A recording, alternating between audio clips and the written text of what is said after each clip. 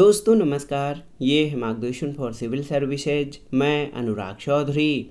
दोस्तों विभिन्न प्रतियोगी परीक्षाओं के सामान्य ज्ञान और सामान्य अध्ययन के अंतर्गत इस वीडियो में प्रस्तुत है भारत के भूगोल से संबंधित महत्वपूर्ण प्रश्न जो आपके आगामी परीक्षाओं जैसे यूपीपीसीएस प्रारंभिक परीक्षा, आरओ यानी समीक्षाधिकारी, सहायक समीक्षाधिकारी, लोअर पीसीएस व अन्य राज्य लोक सेवा आयोगों जैसे उत्तराखंड, बिहार, राजस्थान और एमपीपीसीएस द्वारा आयोजित परीक्षाओं के साथ बैंक, एसएससी, रेलवे, पेट और टेट आदि परीक्षाओं के लिए बहुत ही उपयोगी है। इस वीडियो में हम राष्ट्रीय उद्यान और वन्यजीव अभयारण्य से संबंधित महत्वपूर्ण प्रश्नों को कंटिन्यू करेंगे। तो आइए शुरू करते हैं। भारत के भूगोल के अंतर्गत राष्ट्रीय उद्यान और वन्यजीव अभयारण्य से संबंधित महत्वपूर्ण प्रश्नों का भाग 2। पहला प्रश्न है कि निम्नलिखित में से क्या ओडिशा में स्थित नहीं है। ऑप्शन है महानदी हाथी रिजर्व, संबलपुर हाथी रिजर्व, मयूरभंज हाथी रिजर्व या शोणितपुर हाथी रिजर्व। तो सही उत्तर हो जाएगा शोणितपुर हाथी रिजर्व। ये ओडिशा में स्थित नहीं है। दोस्तों याद रखिएगा, शोणितपुर हाथी रिजर्व ओडिशा में नहीं है। अन्य तीनों विकल्प आपके सही हैं। अगले प्रश्न पर आते हैं। रेगिस्तान, वर्षा वन, प्रवाल भित्तियां और मैंग्रोव किस विविधता की विशेषताएं हैं। ऑप्शन है पारिस्थितिक, सांस्कृतिक, आनुवंशिक या प्रजातीय। तो ये प्रश्न भी बहुत ही महत्वपूर्ण है। रेगिस्तान, वर्षा वन, प्रवाल भित्तियां और मैंग्रोव ये पारिस्थितिक विविधता की विशेषताएं हैं। याद रखिएगा, बहुत ही महत्वपूर्ण प्रश्न है आपके लिए। ये देख सकते हैं, रेगिस्तान, वर्षा वन, प्रवाल भित्तियां और मैंग्रोव ये पारिस्थितिक विविधता की विशेषताएं हैं। अगला प्रश्न है, कौन सा उद्यान बांग्लादेश के साथ अपनी सीमाओं को साझा करता है। तो यहाँ पर आप जान लीजिए कि कौन सा उद्यान बांग्लादेश के साथ अपनी सीमाओं को साझा करता है। तो सही उत्तर हो जाएगा सुंदरवन राष्ट्रीय उद्यान, ऑप्शन ए। देखिए, आप देख सकते हैं, सुंदरवन राष्ट्रीय उद्यान बांग्लादेश के साथ अपनी सीमाओं को साझा करता है। ये गंगा, ब्रह्मपुत्र और मेघना के डेल्टा में है। इसका क्षेत्र भारत के साथ साथ बांग्लादेश में भी पड़ता है। अगला प्रश्न है, मैंग्रोव वे पेड़ होते हैं जिनमें होता है क्या। रूपांतरित जड़ें, रूपांतरित तने, श्वसन करने वाली जड़ें या श्वसन करने वाले तने। तो सही उत्तर है श्वसन करने वाली जड़ें, ऑप्शन सी।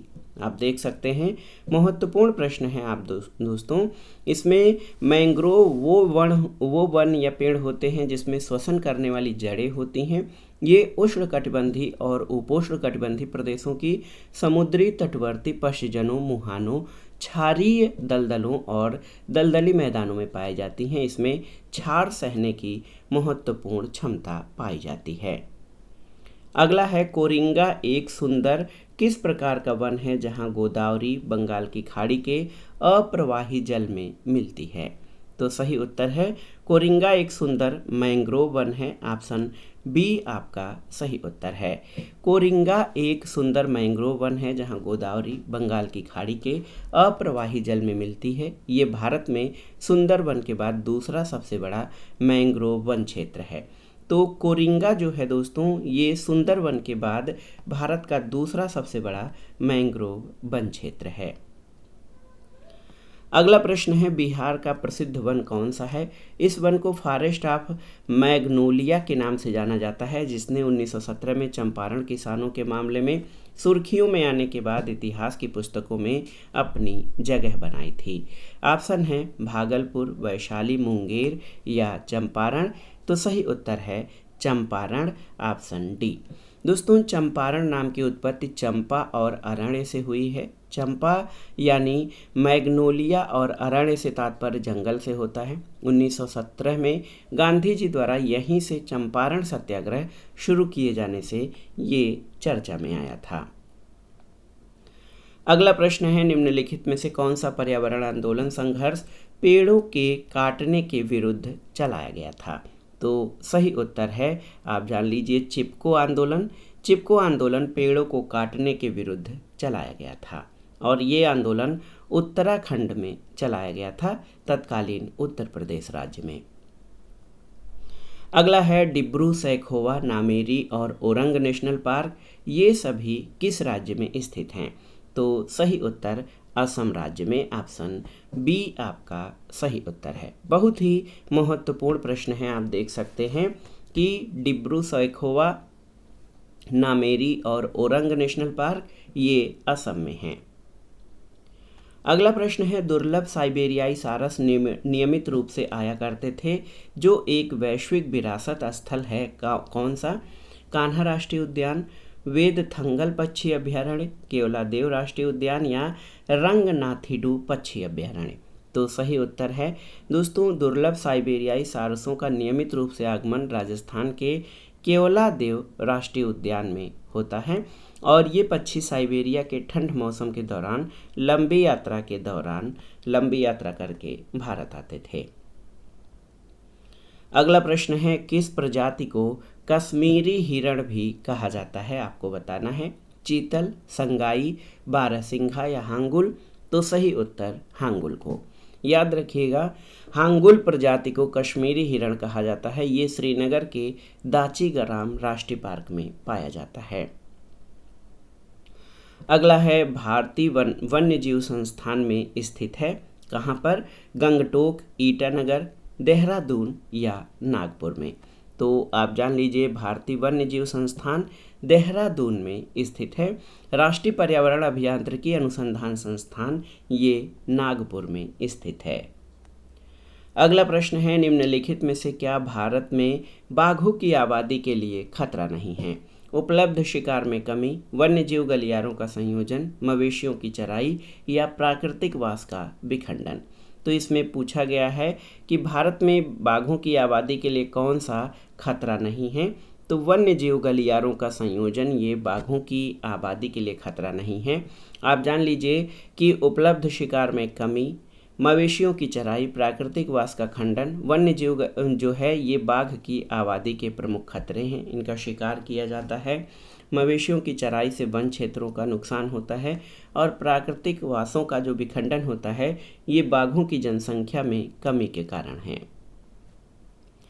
अगला प्रश्न है निम्नलिखित में से कौन एशियाई शेरों के शरण स्थल के या गृह के रूप में जाना जाता है? तो आप जानते हैं गिर राष्ट्रीय उद्यान, ऑप्शन ए। गिर वन्यजीव अभ्यारण्य गुजरात के जूनागढ़ से 42 किलोमीटर दूर गिर नामक स्थान पर है। ये मुख्यतः एशियाई शेरों के लिए प्रसिद्ध है। अगला है निम्नलिखित का सुमेलन करिए और दिए गए कोड से सही उत्तर का चयन करिए। तो मानस में टाइगर या बाघ का संरक्षण किया जाता है, डाचीग्राम हांगुल के लिए, मधुमलाई हाथी के लिए और काजीरंगा गैंडा। तो 3-1-2-4 ऑप्शन बी आपका सही उत्तर हो जाएगा। अगला प्रश्न है प्रसिद्ध वृंदावन गार्डन कहाँ पर स्थित है? तो आप जान लीजिए कर्नाटक के मैसूर जिले में कावेरी नदी पर निर्मित कृष्णा सागर बांध के निचले हिस्से में वृंदावन गार्डन स्थित है। तो सही उत्तर हो जाएगा मैसूर, कर्नाटक में। अगला है शिकारी देवी अभ्यारण्य किस राज्य में है? तो ये हिमाचल प्रदेश में स्थित है शिकारी देवी अभ्यारण्य। अगला प्रश्न है दोस्तों फ्लोरा, फौना और एवियन जीवों के लिए आश्चर्यजनक खतरे से परिपूर्ण नामदफा वन्यजीव अभ्यारण्य कहाँ पर स्थित है?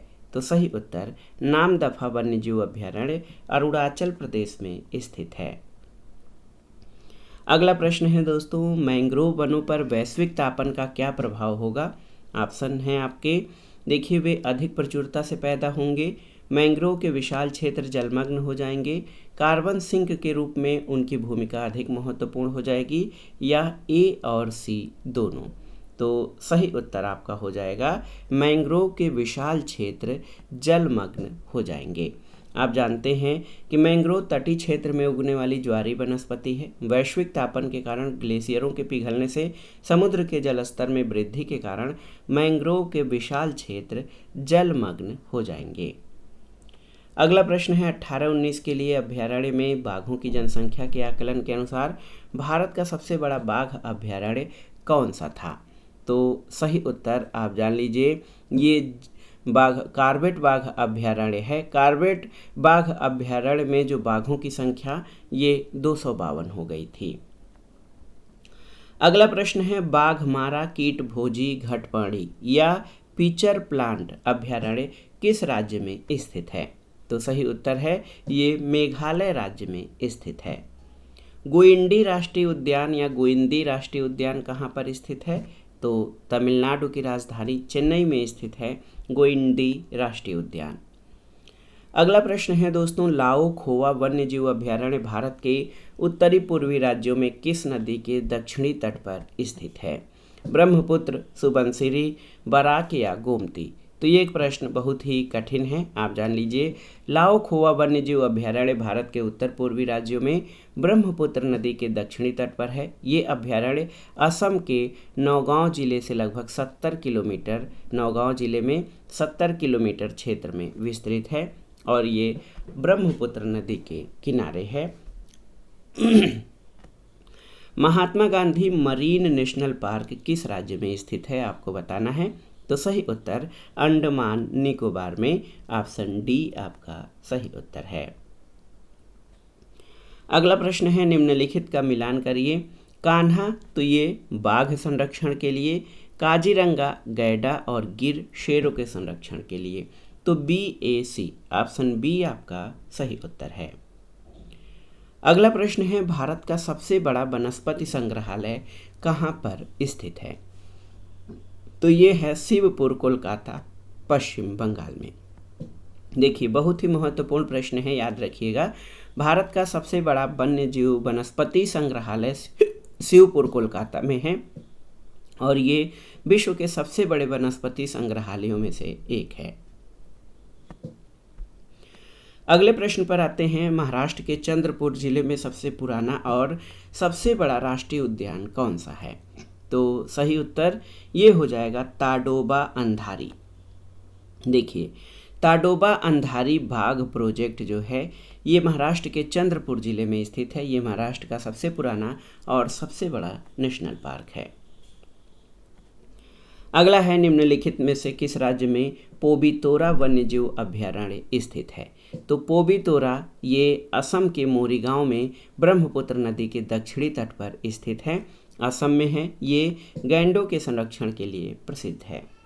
किस राज्य में पलामू बाघ संरक्षित क्षेत्र स्थित है? आपको बताना है। तो पलामू बाघ संरक्षित क्षेत्र झारखंड के पलामू जिले में स्थित है। अगला प्रश्न है दोस्तों कालाकड़ मुंडाथुराई टाइगर रिजर्व किस राज्य में स्थित है? तो नाम से ही आप जान सकते हैं कि ये तमिलनाडु राज्य में स्थित है। कालाकड़ और मुंडाथुराई वन्यजीव अभ्यारण्य को मिलाकर 17वां टाइगर रिजर्व घोषित किया गया था। अगला प्रश्न है न्योरा वैली राष्ट्रीय उद्यान किस राज्य में स्थित है? तो न्योरा वैली राष्ट्रीय उद्यान पश्चिमी बंगाल के कालिम्पोंग जिले में स्थित है। इसे 1986 में स्थापित किया गया था। अगला प्रश्न है किस राज्य में काली बाघ अभ्यारण्य स्थित है? काली बाघ अभ्यारण्य किस राज्य में स्थित है? तो सही उत्तर कर्नाटक में। काली बाघ अभ्यारण्य को पूर्व में दांदेली अंशी बाघ अभ्यारण्य के रूप में जाना जाता था। ये कर्नाटक में है। अगला प्रश्न है राष्ट्रीय उद्यान और उनके स्थानों के संदर्भ में कौन सा युग्म सही है? आपको बताना है। तो गिर जो है गुजरात में है, रणथंभौर राजस्थान में है, केबुल लामजाओ मणिपुर में है और साइलेंट वैली केरल में है। तो यहाँ पर केवल ऑप्शन सी आपका सही सुमेलित है, केबुल लामजाओ मणिपुर में स्थित है। अगला प्रश्न है निम्नलिखित में से कौन सा युग्म सही सुमेलित है? आपको बताना है।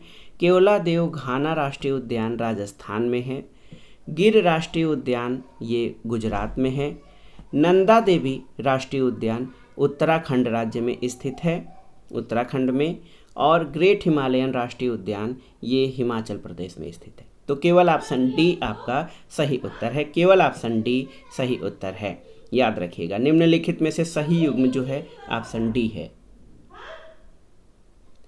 अगला प्रश्न बहुत ही महत्वपूर्ण है। निम्नलिखित में से कौन सा राष्ट्रीय उद्यान पूर्वी हिमालयी उप क्षेत्र में सबसे बड़ा संरक्षित क्षेत्र है?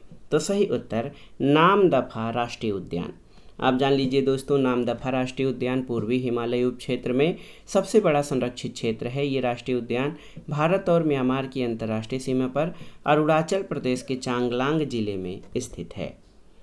अगला है कान्हा राष्ट्रीय उद्यान दलदली हिरण की दुर्लभ और लगभग विलुप्त प्रजातियों को बचाने वाला है। इसे किस रूप में जाना जाता है? तो कान्हा राष्ट्रीय उद्यान मुख्यतः बाघ संरक्षण के लिए प्रसिद्ध है। इसके अतिरिक्त यहाँ पर आप जान लीजिए कि दलदली हिरण और जो है बारहसिंघा, भारतीय जंगली कुत्ता आदि का संरक्षण किया जाता है। ये जो राष्ट्रीय उद्यान है आप देख लीजिए, ये आपका मध्य प्रदेश राज्य में स्थित है। अगला प्रश्न है बांकापुर मयूर अभयारण्य किस राज्य में स्थित है? बांकापुर मयूर अभयारण्य किस राज्य में है? तो ये कर्नाटक राज्य में हावेरी जिले के बांकापुर में है। ऑप्शन बी आपका सही उत्तर है। अगला प्रश्न है एशियाई काले भालू और हिम तेंदुए कहाँ पर पाए जाते हैं? तो याद रखिएगा दोस्तों, नंदा देवी और फूलों की घाटी राष्ट्रीय उद्यान में एशियाई काले भालू और हिम तेंदुए पाए जाते हैं। ऑप्शन बी आपका सही उत्तर है। अगला प्रश्न है रोवा वन्यजीव अभयारण्य किस राज्य में स्थित है? बहुत ही महत्वपूर्ण प्रश्न है। रोवा वन्यजीव अभयारण्य ये त्रिपुरा में स्थित है। एक और थोड़ा सा अलग प्रश्न है बोरेल वन्यजीव अभयारण्य किस भारतीय राज्य में है? तो ये असम में स्थित है। ऑप्शन ए आपका सही उत्तर है। बोरेल वन्यजीव अभयारण्य असम राज्य में स्थित है। अगला प्रश्न है भारत के किन राज्यों में नल्ला माला वन श्रृंखला स्थित है? आपको बताना है। तो दक्षिणी भाग में पूर्वी घाट पर्वतमाला का भाग है जो आंध्र प्रदेश राज्य के रायलसीमा क्षेत्र और तेलंगाना के महबूबनगर और नलगोंडा जिलों की सीमा पर स्थित है। तो सही उत्तर ऑप्शन ए हो जाएगा आपका। आंध्र प्रदेश और तेलंगाना में नल्ला माला वन श्रृंखला स्थित है। अगला प्रश्न है एक केंद्र प्रायोजित योजना के रूप में भारत सरकार द्वारा प्रोजेक्ट एलिफेंट किस वर्ष शुरू किया गया था? आपको बताना है। तो सही उत्तर है हाथी परियोजना 1992 में प्रोजेक्ट एलिफेंट के नाम से शुरू की गई थी। और दोस्तों ये केंद्र प्रायोजित योजना के रूप में इसका उद्देश्य हाथियों को उनके आवास और गलियारों की रक्षा करना, मानव पशु विरोध की समस्याओं को हल करना और पालतू हाथियों का कल्याण करना है। अगला प्रश्न है श्री विल्लीपुथूर हाथी अभयारण्य किस राज्य में स्थित है? तो सही उत्तर आपका हो जाएगा श्री विल्लीपुथूर हाथी अभयारण्य तमिलनाडु राज्य में स्थित है। ऑप्शन सी आपका सही उत्तर है। अगला प्रश्न है निम्नलिखित में से कौन सी समिति पश्चिमी घाट के पारिस्थितिकी से संबंधित है? तो उत्तर है माधव गाडगिल की अध्यक्षता में गाडगिल समिति। Option D. याद रखिएगा गाडगिल समिति का गठन पश्चिमी घाट के पारिस्थितिकी और जैव विविधता के आकलन के उद्देश्य से किया गया था। गाडगिल समिति ने पश्चिमी घाट के लिए 3 पर्यावरण संवेदनशील जोन का विचार रखा था। अगला प्रश्न है भारत में जैव भौगोलिक क्षेत्रों की संख्या कितनी है? 2, 10, 5 या 6? तो भारत के प्रमुख जो जैव भौगोलिक क्षेत्र है इनकी संख्या 10 है। याद रखिएगा बायो जियोग्राफिकल जोन ये जो है भारत में 10 हैं। ये ट्रांस हिमालय क्षेत्र, हिमालय क्षेत्र, मरुस्थली क्षेत्र, अर्धशुष्क क्षेत्र, पश्चिमी घाट क्षेत्र, दक्कन प्लेट क्षेत्र, गंगा का मैदानी क्षेत्र, पूर्वोत्तर क्षेत्र, तटीय क्षेत्र, तटीय रेखा से स्थित जो द्वीपीय क्षेत्र हैं। तो इस तरह से भारत में कुल 10 जैव भौगोलिक क्षेत्र हैं। अगला प्रश्न है भारत के प्रमुख जैव विविधता वाले स्थल कौन से हैं? ऑप्शन है पश्चिमी घाट, उत्तर पूर्वी भारत और सुंदरलैंड। इसमें से कौन से जो हैं भारत के प्रमुख जैव विविधता वाले स्थल हैं? तो यहाँ पर आप देख सकते हैं भारत के जैव विविधता वाले स्थलों में पश्चिमी घाट, उत्तर पूर्वी भारत और सुंदरलैंड क्षेत्र आते हैं। तो ए, बी, सी, ऑप्शन सी आपका सही उत्तर हो जाएगा। अगला है निम्नलिखित में से कौन सा पारिस्थितिकी तंत्र का एक जैविक घटक है? वर्षा, हवा, घास या खनिज? तो सही उत्तर है घास। घास जो है पारिस्थितिकी तंत्र का जैविक घटक है, जबकि जल, वायु, भूमि, मिट्टी, खनिज ये अजैविक घटक के अंतर्गत आते हैं। अगला प्रश्न है चिपको नारा पारिस्थितिकी अस्थायी अर्थव्यवस्था है किसने गढ़ा था? चंडी प्रसाद भट्ट, सुंदरलाल बहुगुणा, श्याम प्रसाद बहुगुणा या बचनी देवी ने? तो सही उत्तर है सुंदरलाल बहुगुणा द्वारा दिया गया नारा था। दोस्तों ये चिपको आंदोलन का प्रसिद्ध नारा था पारिस्थितिकी अस्थायी अर्थव्यवस्था है, ये सुंदरलाल बहुगुणा ने दिया। 1970 के दशक में वनों को बचाने के लिए एक संगठित चिपको आंदोलन की शुरुआत उत्तराखंड राज्य में हुई थी। अगला प्रश्न है जैवमंडल आरक्षित क्षेत्र का सबसे सही विवरण क्या है, आपको बताना है। तो सही उत्तर आपका हो जाएगा सतत विकास का अध्ययन स्थल, ऑप्शन सी। महत्वपूर्ण प्रश्न है जैवमंडल आरक्षित क्षेत्र सतत विकास का अध्ययन स्थल है। ये जैवमंडल तटीय पर्यावरण के रक्षित क्षेत्रों की एक विशेष श्रेणी है जहां मनुष्य भी व्यवस्था का एक अभिन्न घटक है। ये प्राकृतिक बायोम तथा एक अकेला जैविक समुदाय का प्रतिनिधि नमूना है। जैवमंडल आरक्षित क्षेत्र की संकल्पना 1975 में की गई। इसका प्रारंभ यूनेस्को के मैप यानी मैन एंड बायोस्फीयर प्रोग्राम के तहत हुई थी। अगला प्रश्न है रेड डाटा बुक जिसे लाल सूची कहा जाता है, ये क्या है? तो सही उत्तर जानवरों, पौधों आदि की दुर्लभ और लुप्त प्रजातियों का ब्यौरेवार दस्तावेज। रेड डाटा बुक जिसे लाल सूची कहा जाता है, ये जानवरों, पौधों और दुर्लभ लुप्त प्राय प्रजातियों का ब्यौरेवार दस्तावेज है। इसमें जो लुप्त प्राय प्रजातियां हैं इसमें गंभीर रूप से संकटग्रस्त यानी क्रिटिकली इंडेंजर्ड, संकटग्रस्त यानी इंडेंजर्ड और अति संवेदनशील यानी वल्नरेबल श्रेणी में इनका विभाजन किया जाता है। अगला प्रश्न है किस अभ्यारण्य को बेम्बानाड पक्षी अभ्यारण्य के नाम से भी जाना जाता है? तो सही उत्तर है कुमारकोम पक्षी अभ्यारण्य को। याद रखिएगा किस अभ्यारण्य को बेम्बानाड पक्षी अभ्यारण्य के रूप में जाना जाता है, तो ये है कुमारकोम पक्षी अभ्यारण्य। अगला प्रश्न है कोरिंगा गरान वन कहाँ पर स्थित है? तो सही उत्तर आंध्र प्रदेश में। कोरिंगा गरान वन जो हैं ये आंध्र प्रदेश में स्थित हैं, आप जान लीजिएगा।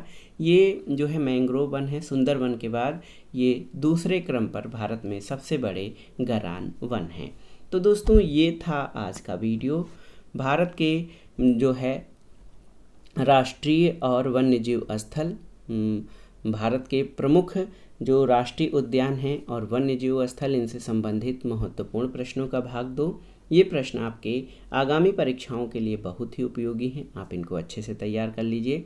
ये प्रश्न विभिन्न प्रतियोगी परीक्षाओं के सामान्य ज्ञान और सामान्य अध्ययन के साथ भूगोल विषय से आयोजित किए जाने वाले अध्यापक भर्ती परीक्षाओं जैसे TGT, PGT, LT grade, government inter college प्रवक्ता आदि के लिए बहुत ही उपयोगी हैं। आप इन प्रश्नों को अच्छे से तैयार कर लीजिएगा और प्रश्नों के जो है हल के क्रम में हमने जो व्याख्या की है वो भी महत्वपूर्ण है, क्योंकि उनमें से कई ऐसे प्रश्न हैं जो आपके परीक्षाओं के लिए महत्वपूर्ण हो सकते हैं।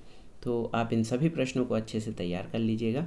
वीडियो आपको कैसा लगा हमें कमेंट बॉक्स में ज़रूर बताइएगा। वीडियो को लाइक करें, शेयर करें और इस चैनल मार्गदर्शन फॉर सिविल सर्विसेज को सब्सक्राइब करें। वीडियो देखने के लिए धन्यवाद दोस्तों, नमस्कार।